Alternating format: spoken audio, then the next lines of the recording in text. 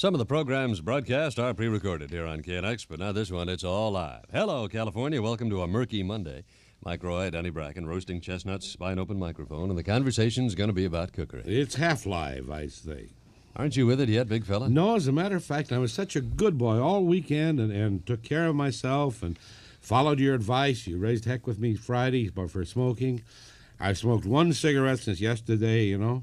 You're still coughing and hacking? Well, ever so often. But a funny thing, now, I hadn't coughed all morning to speak of or anything until about 2 minutes to airtime. I start hacking away.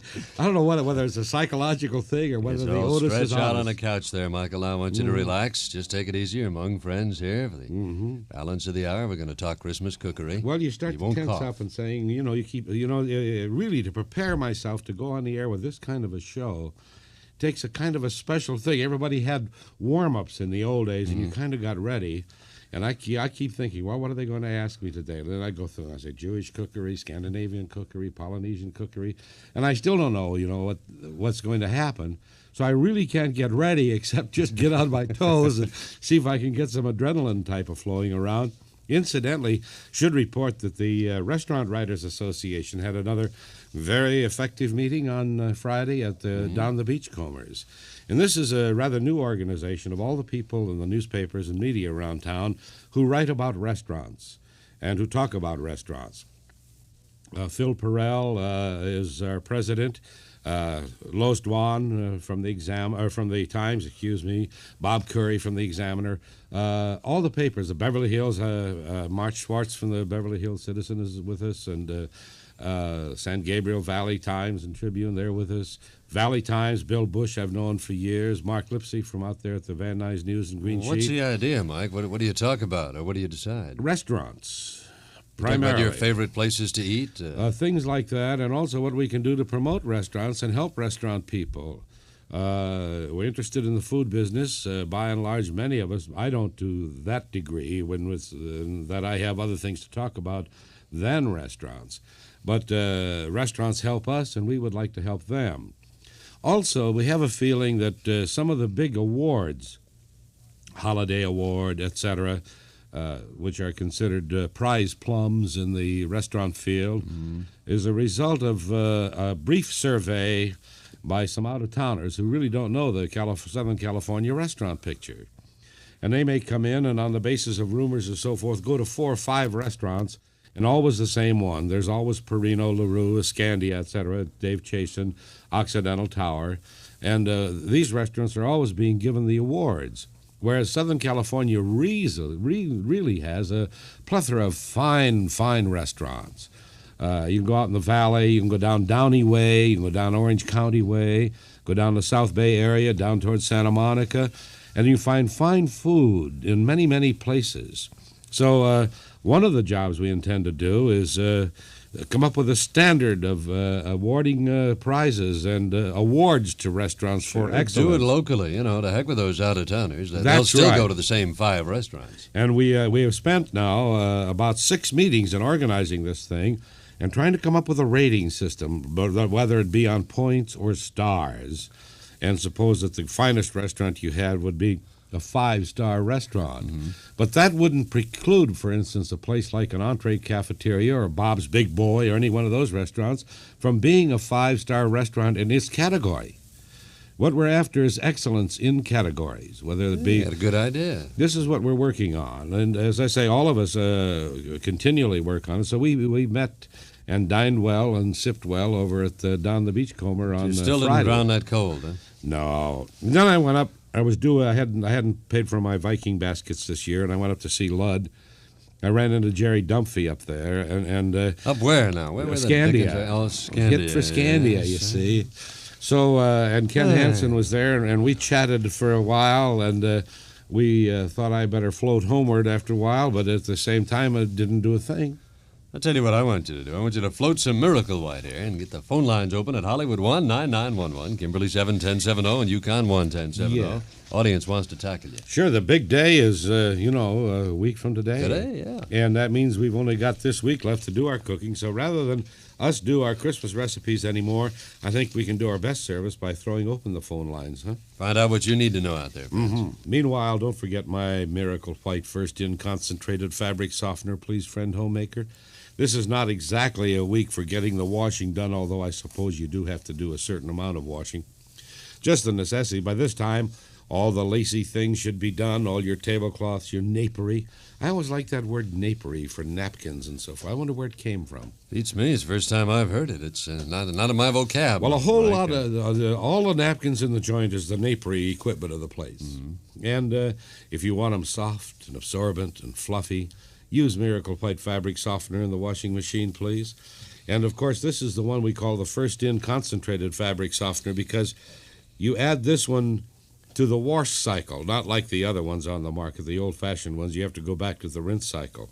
And when you add Miracle White Fabric Softener at the start of the wash, you get a new softness for your entire wash. Softness through both the wash and the all-rinse cycles. So no waiting for the final rinse, like, as I said, with the old-fashioned fabric softeners. You don't have to babysit the washing machine. You merely add the Miracle White Fabric Softener to the wash water and then walk away and forget it. You'll find that you won't have any static cling, yet you'll have easier ironing, faster ironing too, no more diaper chafes, less wrinkles, and a lot of the things won't need ironing at all. Miracle White Fabric Softener. It's sold on a double-your-money-back guarantee like all the other fine Miracle White products, and that means you just can't go wrong with it. Miracle White Fabric Softener. It's at your store now. Bonjour, Mrs. Benoit. Your question for Mike, please. Yes, good morning, Danny and Mike, and I wish you a very Merry Christmas and a Thank Happy you. New Year. Thank you, ma'am. And this is quite simple, but I don't think I do it correctly, and I would like your help, please. It is how to bake extra stuffing in the oven. If you know, like some people do, and my family does, more stuffing than is in the turkey. Yes, I know that. All of us kind of like that. As a matter of fact, I'm a dressing man myself. I'd give up both the yams and the mashed potatoes in favor of more stuffing. That's right, but I think I've done it incorrectly before, so I thought I'll tell you very simply, if you make your stuffing the same way, except when you add moisture to it, it should have stock. I see. That is chicken stock or beef stock, but it should have stock in it. Yes, sir. And then it can go into a buttered casserole. Into a buttered casserole. And the top of it should be dotted with butter. And then it just bakes in about an hour in the regular oven.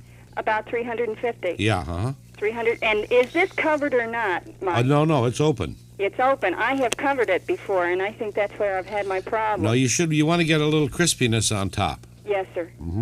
So you just leave it wide open at Right. 350 for an hour. That's right. Well, thank you very much for your help. Thank you for calling. Merry Christmas. Thank you. Merry Christmas to you. Thank you so much.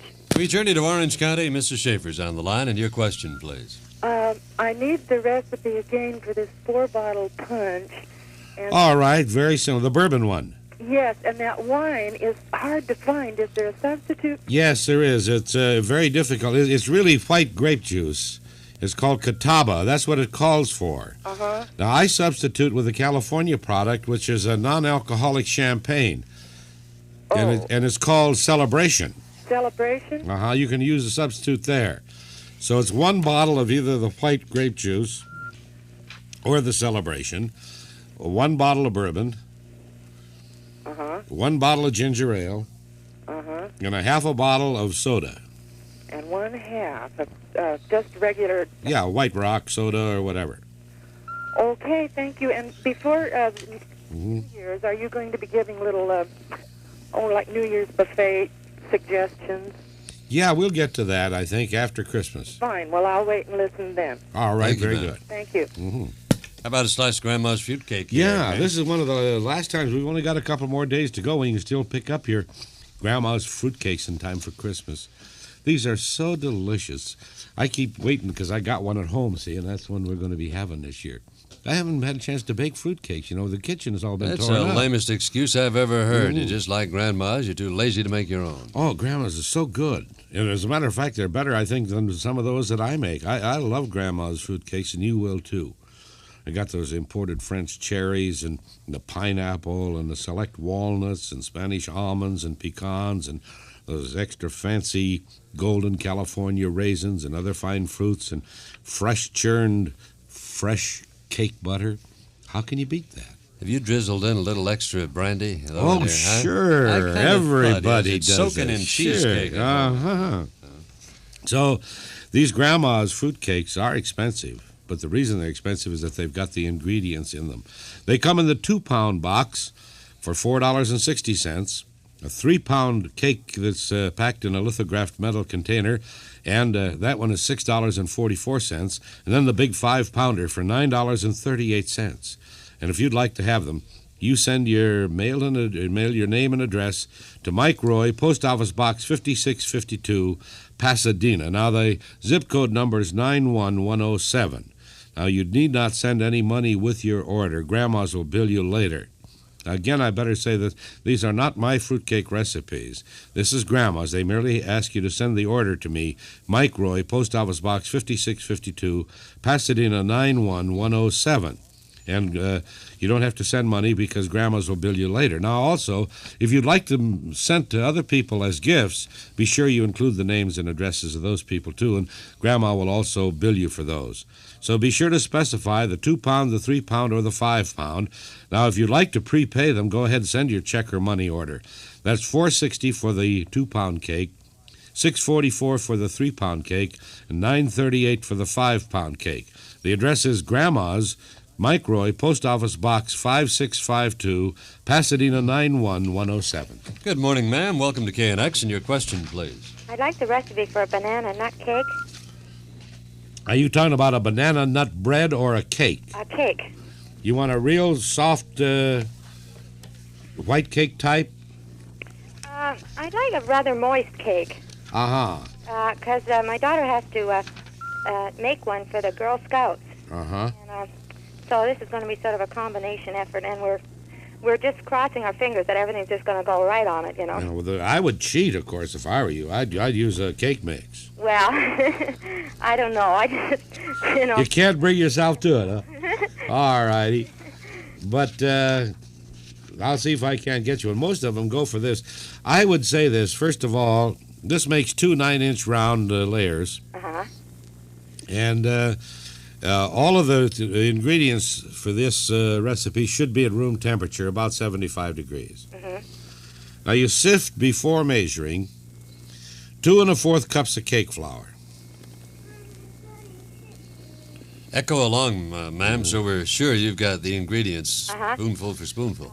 2 1/4 cups of flour. Cake flour. Uh-huh. Now, re-sift it with a half teaspoon of baking powder. Half teaspoon of baking powder. 3/4 teaspoon of soda. 3/4 teaspoon. Soda. And a half teaspoon of salt. A half a teaspoon of salt. Yeah. Yeah. Now you sift separately 1 1/2 cups of sugar. 1 1/2 cups of sugar. And you cream a half a cup of butter. Cream half a cup of butter. All right. Now, you cream the sugar and butter together. Add the sugar to the butter until it's very, very light and fluffy, you know. Then beat in, one at a time, 2 eggs. Will I separate the whites and the yolks? No, not for this one. That's 2 eggs. I didn't have that down yet. Yeah. Beat in, one at a time, 2 eggs. Okay. Now you prepare a cup of lightly mashed ripe bananas. How many? A cup. How many bananas would that be? Well, it depends on whether they're big or small. Well, okay. That shouldn't be too much of a problem. Okay. A small banana, these should take about a banana and a half, I'd guess, unless it were big. All right. Add to the bananas a teaspoon of vanilla. 1 teaspoon of vanilla. And 1/4 cup of yogurt or buttermilk. 1/4 cup. Does it have to be buttermilk, or can it just... It has to be yogurt or buttermilk. Oh, okay. Right, buttermilk. Now you add the flour mixture to the butter mixture in 3 parts, alternating it with 1/3 of the banana mixture, you know? Very good.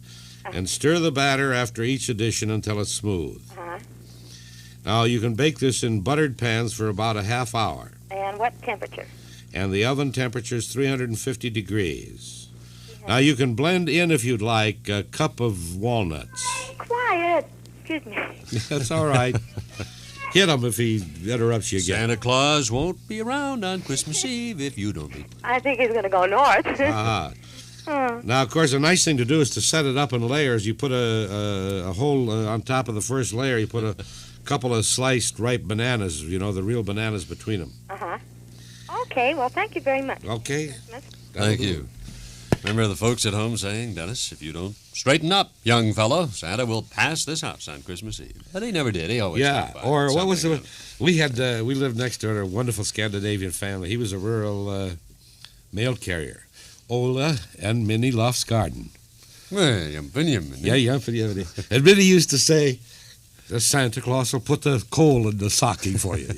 Listen, there are days when I was a youngster, you too, Mike, where you'd be glad to get a lump of coal in the stocking. That's right. Warm up the house. This is KNX and KNX FM, 1070 radio, CBS, Los Angeles. Mike Roy Show in progress, churning now through noon, sloshing its way through a rather soggy Monday morning. Got good news for all you last-minute Christmas shoppers. The shelves and counters of the Small World Emporium are loaded with all kinds of unusual and exotic gift ideas from the four corners of the globe. We're sitting right there for all you harried hunters and belated buyers. There are jeweled goblets, clocks that tell the time all around the world. There's a wine fountain with a built-in chiller, a set of mixing and serving bar tools. There's even a phonograph with an old-fashioned tulip horn on it.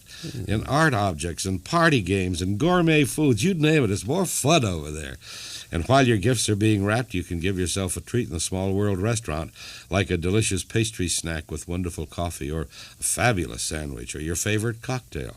The Small World is open evenings for your shopping and dining convenience. It's located at 1625 North Coenga Boulevard, half block south of Hollywood Boulevard, and there's lots of free parking.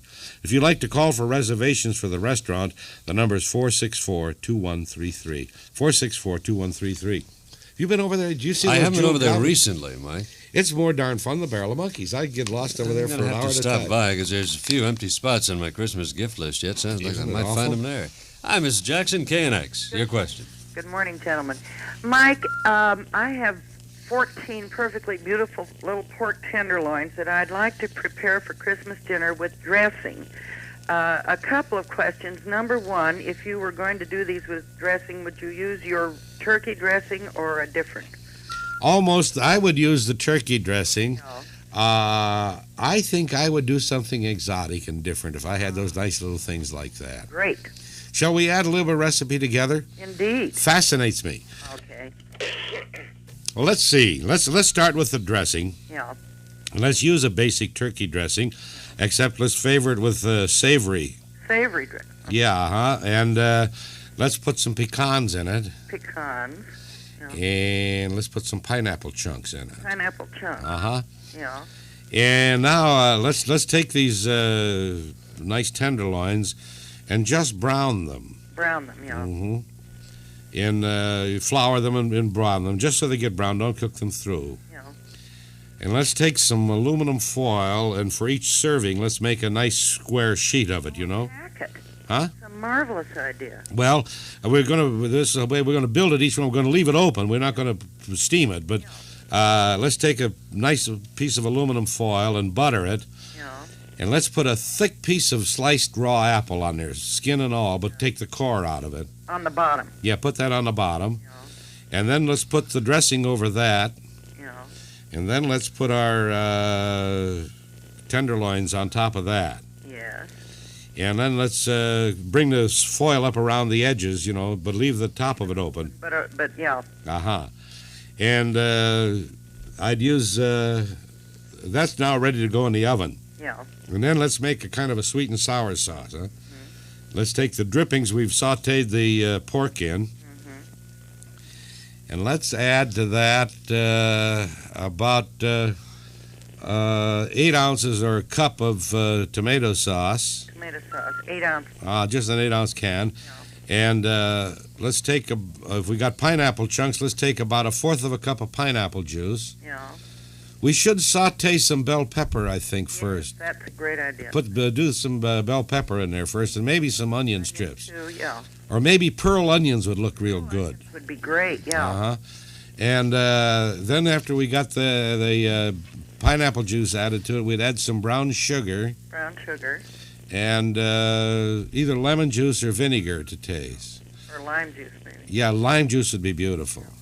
And then let's thicken that with a little cornstarch and soy sauce. May I ask you a question? I'm curious. You don't seem to use arrowroot much for thickening. Why? I love it, mainly because a lot of people find it difficult to get. Oh. I love arrowroot, and I use it all the time at the house. It makes the most wonderful thickening, and you use it, where it calls for you use half as much arrowroot as you do flour in a recipe. I merely use it all the time, and I just never heard you comment on it to anything. Oh, love it. Just think it's so great. Makes a smoother sauce, glassier, and everything about it is nicer. And I would thicken this with arrowroot then.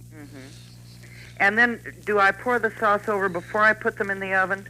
I would set them in the oven for about a half hour, 350 degrees, and then spoon the sauce over it. See, you've only browned the pork loin. You haven't cooked it. Yeah. And set it in 350 degrees and let the pork loin go, and then add baste it with the sauce. Baste it with the sauce and leave them in about how much longer? About 15, 20 minutes more. Oh, it sounds marvelous. We're going to have the most elegant dinner in town. Thank you so much, and a very Merry Christmas to you both. Thank you. I might save that one for myself. I think that sounds pretty The good. gleam in your eye. He was sitting here, eyes half closed, face all aglow. I made that one up. Yeah, that's the ad-libbing recipes are great. You cook with your mind, It must be very confusing, when you're talking to women like this. It's the same gleam in the eye that I've seen. Oh, no, not that one. No, it's a different No, one. that's a different one. That's right. You really light up like a Christmas tree. Now, let's talk about the Kiko Man now here. All right, baste yourself. All right. I tell you, Kiko Man or Kiko Man. I noticed you said Kiko Man the other day on the air. I did? Some of the boys did. Also. I keep saying Kiko Man. Kiko Man. But any way you say it is just delicious. It's a grand old product. Use it, of course, for steaks and chops and spare ribs and chicken. Gives them a unique, tantalizing flavor. And it's ready to use, too, right from your market. And it does wonders for everything you grilled. Kiko Man Hawaiian Teriyaki gives an exciting new taste to outdoor cooking, for instance. It's made and imported from Japan by the same people who make the world-famous Kiko Man soy sauce. Perfect for grilling and broiling. Simply delicious. And it does add a new touch to all your cooking, too. It's ready to use, so get acquainted with it. And if you're planning on barbecuing your turkey Thanksgiving, or Christmas, rather, outside, just baste it with a little butter and sherry and Kiko Man. Man, oh man, that Kiko Man, he got it, huh? Mrs. Gill, good morning. KNX, and your question. Yes. I wanted to ask, I don't work with yeast dough very often, but around the holidays I often get inspired to try some of the Christmas bread. Uh-huh. And there is something in the recipe when you're working with yeast doughs, and I said, let rise in a warm place. Yes. Now, what do they mean, really, by a warm place? Near a radiator outlet? Well, around 75 to 80 degrees. What they want to avoid is it getting in a draft where there's circulation of air. Usually a corner by an oven is a good spot. A corner by an oven? Yeah, or something like that. I mean, if you have your oven going someplace. Yeah, that's right. Uh-huh. Now, do you wet the cloth? I remember years ago watching my grandmother wet a cloth to put over yeast dough. No, you butter the dough real well, usually. You butter the bowl that the dough goes in, and you butter the dough itself. Aha. And that obviates the need for wetting the cloth. Aha.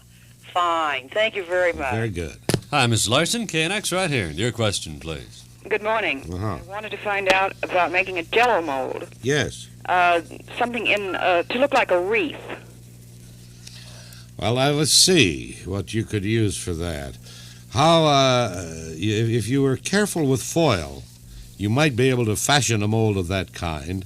Well, I have a mold, actually, that has the indentations, but I just wondered what I could put inside of it to bring, making it lime. Oh, I see. The trick here is to get the mold cold. Uh-huh. Now, what I do, I spray my molds with Pam first. Yes. And then I get them cold. Mm-hmm. Now, that I take a little bit of the first course of Jell-O and just pour it maybe 1/8 of an inch thick on it. And set up my fruits, which are going to show, because the bottom of the mold becomes the top when you unmold it. Yes. And now if I put whole cherries in, what I had planned on doing, I thought, but I couldn't figure out how to get the things to stick on top. If I unmold it and put these little candied mint leaves, the jellied mint leaves, and maybe the little red candies on top to... Oh, you're doing it the hard way, my friend. Do it the easy way. Yeah, Mrs. Larson, if you'll take your mold and take you have your gelatin warm, and your mold is cold, and you dip these things in the warm gelatin and put them on the mold, you know? Yes. You follow? You mean inside? Inside. Yes. The cold mold will set that little bit of gelatin up. I see. And that'll hold. Now, to doubly ensure it, when you get your design worked out that way, just pour about 1/4 of an inch of the gelatin in the mold and set that in the refrigerator to set up first. I see. And then that holds always, see? You say I should warm the little things that are going to be the design. No, just put them in the warm Jell-O. Oh, put them in the warm Jell-O. And then put them in the cold mold, and the cold mold will set them up. Oh, very good. That sounds marvelous. Very good.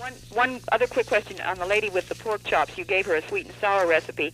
Can I use, on my sweet and sour for my meatballs, I use tomato sauce, lemon juice, and white sugar. Should I be using brown sugar or pineapple juice instead? Well, I use a combination of brown sugar and pineapple juice, but that's a matter of personal taste. Does that go for meatballs, too? It would be fine for my taste, but you might not like it. I like what you like. Okay, thank you. All right. Happy ho-ho-ho. Oh, all right. Merry Christmas. Thank you, man. Don't forget that Pam with molds. I noticed you worked that in there. Oh, well, I'll tell you, it's just so important to have it, Denny, because, you know, there's nothing. Now, this gal's going to go to a lot of work dipping this stuff and making a real pretty thing. And if that doesn't turn out of that pan and it gets loused up, all that work is gone for nil. Well, you're doing the kids out of the scraping, though. Remember, you used to get the jelly bowl and all that Sure. gook that was stuck on the side? I know, but it looks so pretty when it's done right. And Well, I can't Pam argue will there, help you yeah. make those molds come out extra special. And, of course, if you're low-calorie conscious, and so many people are these days, got a big helper for you again, Pam. Pam gives you fat-free frying without those extra calories you add when you fry in fats or grease. Pam is a pure vegetable coating that stops food from sticking and adds no taste of its own. All you do is spray it on any pan you own. Even the chicken fries nicely, browns nicely, and it just won't stick. And remember, no added calories. You can even fry fish with no butter or grease. Just Pam. And fried eggs, they slide right out if you've sprayed the pan with Pam. And Pam is economical, too. 1 can coats up to 100 pans. Get Pam in the cooking oil section of your favorite store. Mrs. Joyner, join us. Good morning. And your question, please. Merry Christmas, Mike and Dan. Aha. You gave a recipe for fruit slices, I guess they are, the other day. Yes. And I got the shortening, the sugar, and the egg, and then there was a half cup of something I missed. That's, I just don't know what happened to that recipe. I must have a jillion requests for it, so I wrote it out. And he can't remember it now. So, but I think I can't remember where I put it. It was a liquid. I can't remember where I put the recipe, though, after I wrote it out. I've lost the thing completely. Cookies? We did it just the other day. Right, the same day you gave the fudge. Wait a minute, here it is. Fruitcake, fruit slices. That's it. Yeah. Well. There was shortening, an egg, Uh-huh. and then there was a half cup of something. Well, let's see here. I wonder where she could have put this thing here, because we just did it. You may just have to ad-lib a brand new one. I got so many things. I think maybe Dolores does this thing properly. What happens is she files them alphabetically. Oh, which is totally, out of place. You can't do no that. wonder you can't find it. All right, half a cup of shortening, half a cup of sugar, 1 well-beaten egg, Right. half a cup of molasses, Molasses, that's it. half cup strong coffee or milk, Yeah. You One got- and a half flour, one and a half teaspoon salt. baking powder, soda, cinnamon, cloves, raisins. Right, that's the one. You got the molasses, huh? Right. Now, the other thing about the fudge, does it have to be kept refrigerated after it's all cooked? Oh, no. It'll hold. That's right. Okay. Thank Very you good. so much. Bye-bye. You're never going to be able to find anything now that your files are in order. Yeah, she put everything and listed them correctly. I don't know how I'm going to get along without her. I'll tell you where I can find everything I need in the meat department. Ralph's. Now, that's pretty sneaky, huh? Oh, that's pretty direct, really. Is what All that right. is. That's about right. as sneaky as a sneaky Pete. Now is the Boom. time, because you'll be thinking about that big bird to be cooked next Christmas Day in your big warm oven at home. And don't be fooling around with birds you can't trust. That's good advice for anything, but especially is it good a turkey bird advice. Because these are the ones with a built-in pop-up oven temperature guide right built in them. You can't make a mistake with a turkey from Ralph's. I don't know whether it's the proper thing to sell the pop-up timer device in the Ralph turkey, because the turkey's what should be sold. It's broad-breasted, lots of white meat, it's tender, it's succulent, it's juicy. It's just a great bird. But the extra added attraction is that little pop-up meat thermometer. That's right there. Get the bird out, it's done. That's right. It tells you when it's done. Pops right out, just like that.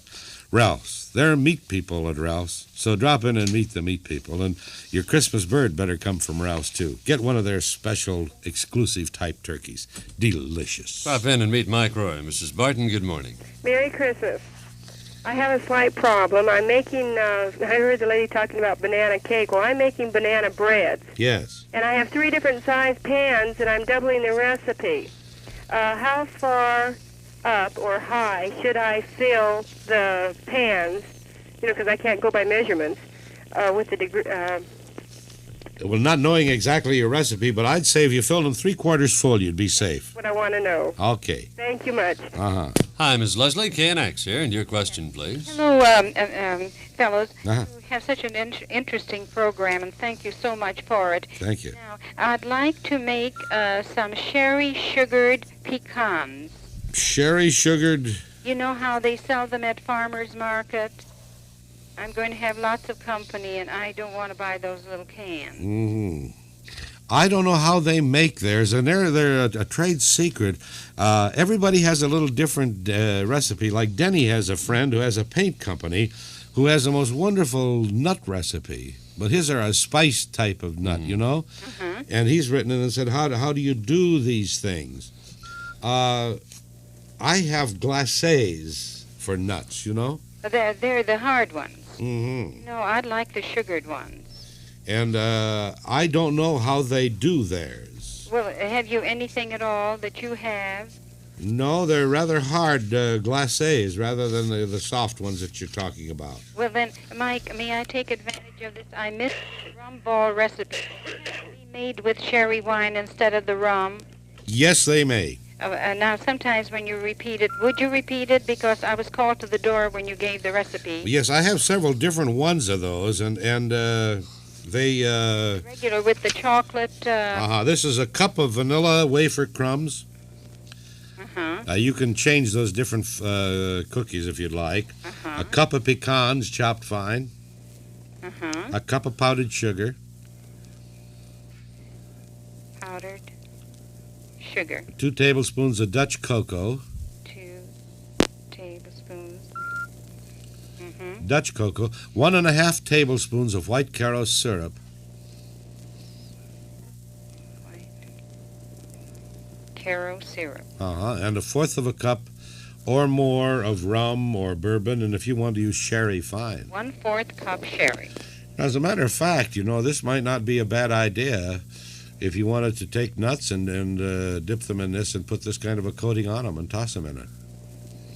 Oh. You'd be creative, and I think they'd dry out. Oh, wonderful. Well, that would be real good. I think it would. It'd be a good flavor, and I think it would work that way. Good. So you want to stay away from the glacé, which is the hard boil, the hard cook. Yes, I do. And this might do it for you. Good. All right, try it. And thanks a lot, and Merry Christmas to you both. Same to you. Merry Christmas, man. Made another discovery there, Michael. Yeah, just thinking out loud there for a moment. Can I sell some Bridgeford bread at the moment? Okay, pitch the Bridgeford to me, That's Daddy. right. Homemade bread. This time of the year especially should you be having it. Kids home from school down our end of town now. Well, they're home all over town, I'm afraid. Nah, kids love homemade bread, and they love to make it, too, so why don't you give the bread baking chores to them? Let them do it with Bridgeford. Now, actually, this is frozen bread dough, and all you got to do is follow the simple directions on the package. Butter the loaf, put it in a greased baking dish, let it thaw and rise overnight, and then cook it. It's so good that it's been awarded a 6th consecutive gold medal for excellence of quality, flavor, and texture. Bridgeford bread. It's at your store right now. Won't you try it? How'd you like to be home taking care of the kids that are off from school on a day like today where it's pouring rain outside, there's no chance they can get out of doors, and you're going to be trapped indoors? Oh, I'd get lots of things going for them in a hurry, but I I don't think I can get that into Coffee Rich very easy. Oh, yeah, we put on another cup of coffee because Mom's going to need something to settle her nerves, and we flavor There it you with go. Coffee Okay. Rich. How's that, huh? John Bickerson. What's the matter, Blanche? What's the matter? Turn over on your side. Go on. Oh, Cal.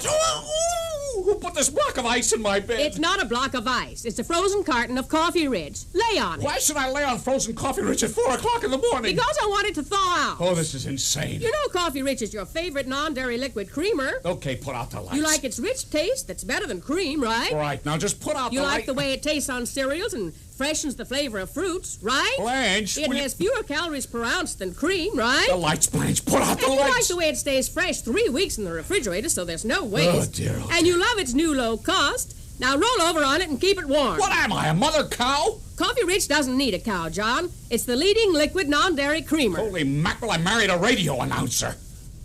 Free with Coffee Rich, famous make color film. See the Coffee Rich carton in your shopping bag freezer for this terrific offer. Mrs. Pickard, good morning. Your question for Mike. Yes, Christmas cheer to you both. Thank you, ma'am. Mike, I am having an open house Saturday night for people to drop in as no special time, and I plan to have a buffet with that. I would like to cook my turkey your method on Thursday, and I was wondering what is the best way to slice that to keep it nice for Saturday night.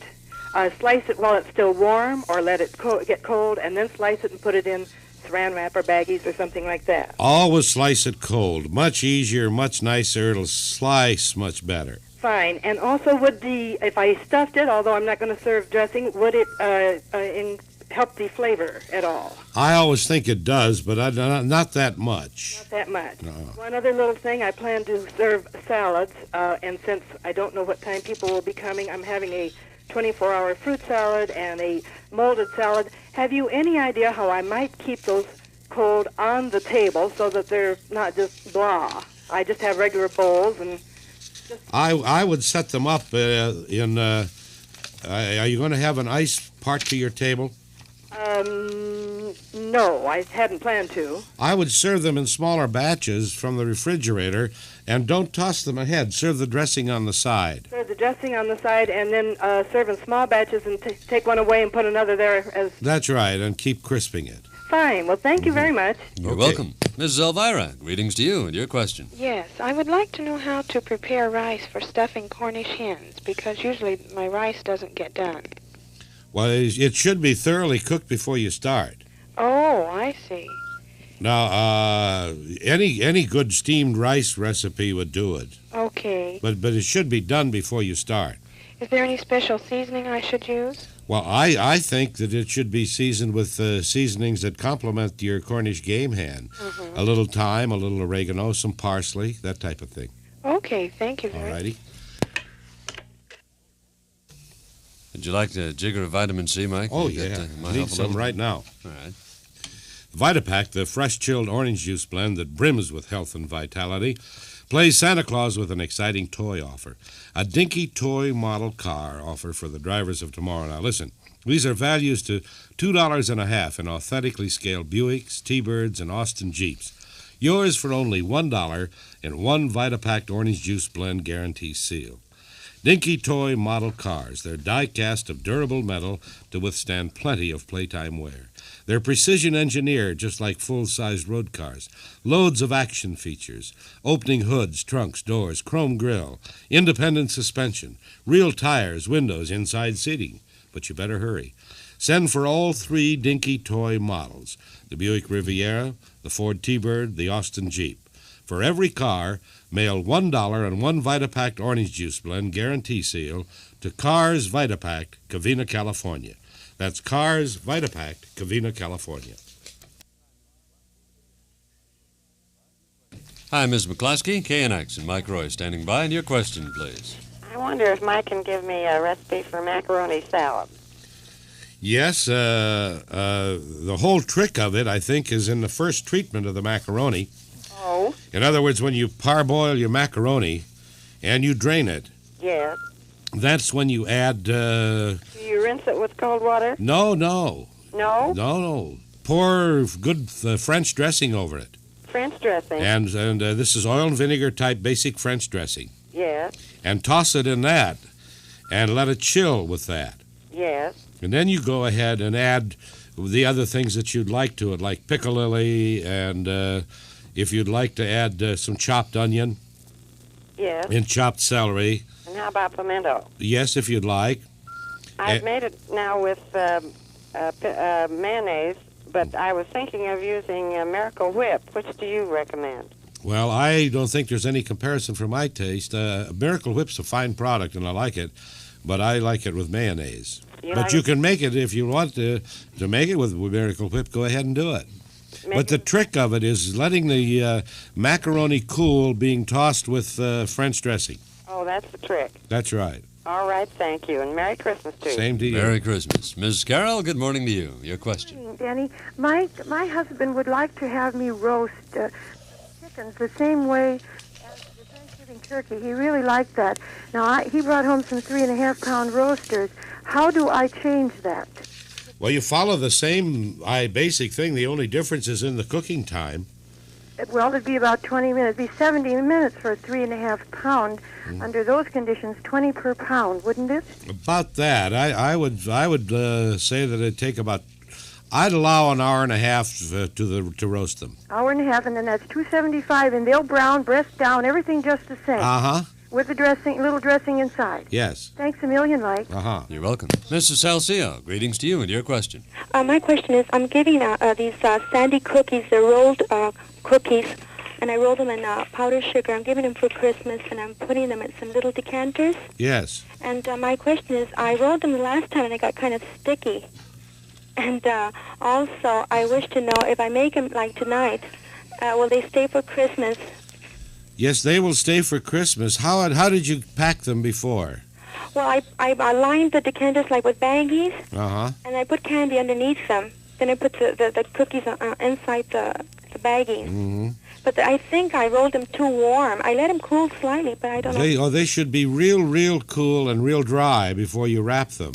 Otherwise, they'll pick up the moisture, and then when they get in the baggie, they give off the moisture, and that's when they get soggy. Oh, I see. But they will last until Christmas? Oh, yes. Oh, I see. Okay, thank you very much. Uh-huh. Bye. Bye. Shall we journey through a winery, Michael? Ah, yeah. When you buy wines for your holiday dining and as gifts for family and friends, how can you be really sure that you're buying the finest? Well, one way, of course, is take the advice of experts, the wine judging at the State and County Fair, who tasted Brookside wines and honored them with 40 medals for excellence. But an even better way is to taste Brookside wines yourself.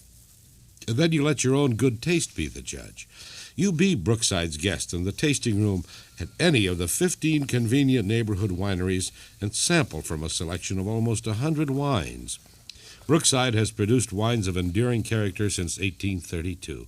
These superb wines, brandies, and champagnes are sold exclusively in Brookside's wineries, retail sales cellars, and tasting rooms. Have to go right to them.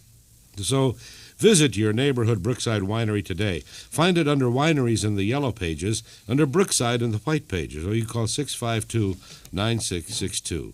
Brookside Vineyard Company, Old Guasti, California.